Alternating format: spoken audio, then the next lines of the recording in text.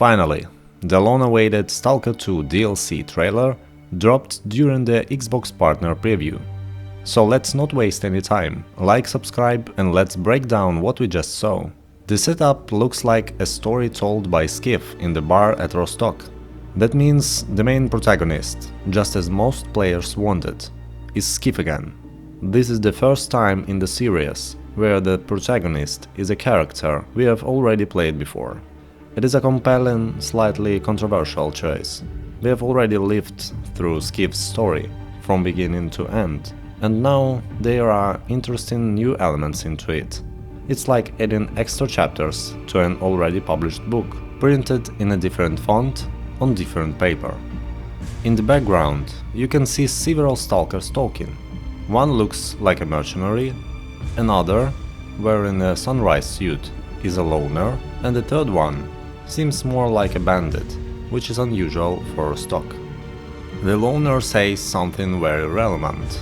I never understood why they couldn't just live in peace, when there is enough for everyone, instead of spilling blood for nothing. Then he starts telling a story about that sunny day. But Skiff, who actually witnessed the events, cuts in, "I was there. It was night, and it was raining."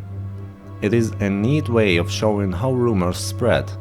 People embellish, reinterpret, or outright distort events to the point where you can't really trust anyone anymore.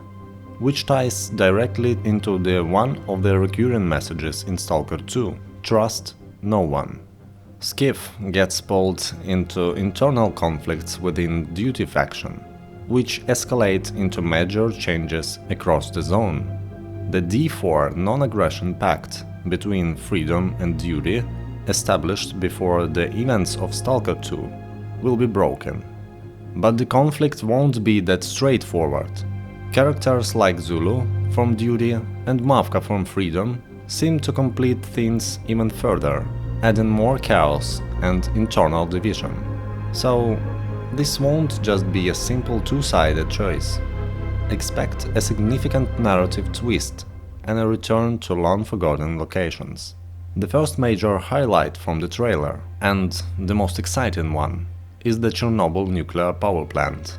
Skiff appears to retrace Strelok's steps, descending into the ruins of reactor number 4. In one shot, you can clearly see the destroyed reactor structure and the upper biological shield blown off during the 1986 explosion. Genuinely exciting. Returning to these locations to explore them in detail is a huge deal. We also see Skiff moving through technical areas of the plant and entering the reactor hull of one of the remaining power units, a unique experience for anyone deeply interested in the Chernobyl zone. Another location shown is the Iron Forest, an eerie, oppressive area filled with massive steel structures forming a dense, almost impenetrable maze. It's likely to become a favorite for fans of post-apocalyptic environments. The trailer cuts are short, but you can still spot several key locations. Lab X-16, the tunnel to Limansk, which should get Clear Sky fans excited, and most likely the Pripyat 1 overpass, where is a lot of snorks. There are also multiple cutscenes in this area, showing Skiff and Zulu fighting off mutants.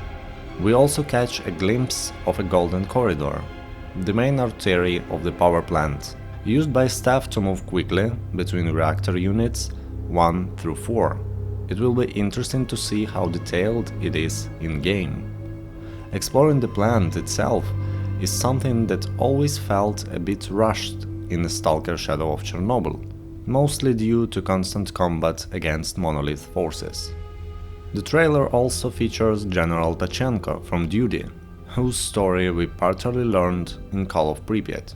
It is possible this DLC will expand on his background and reshape how players view the faction.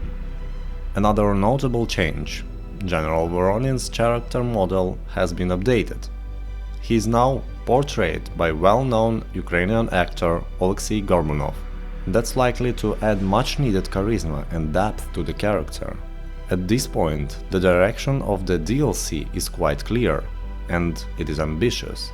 There is a strong push toward fan favorite locations, returning characters, deeper faction conflicts, and narrative complexity that long-time fans have been asking for. Now it's just a matter of waiting for more updates and the full release, currently expected in summer 2026. So see you soon.